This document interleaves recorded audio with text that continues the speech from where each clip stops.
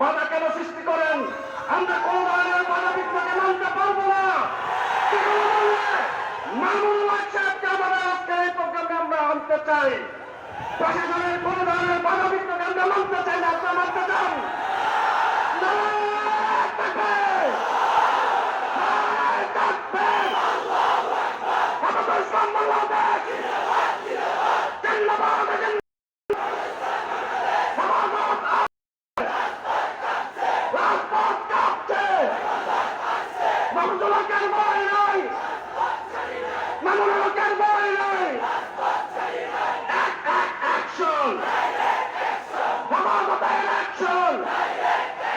বিতর্কিত শিক্ষা সিলেবাস মানি না, মানব না। বিতর্কিত পাঠ্যপুস্তক মানি না, মানব না। সংগ্রামী জনতা, এই পর্যায়ে আপনাদের সামনে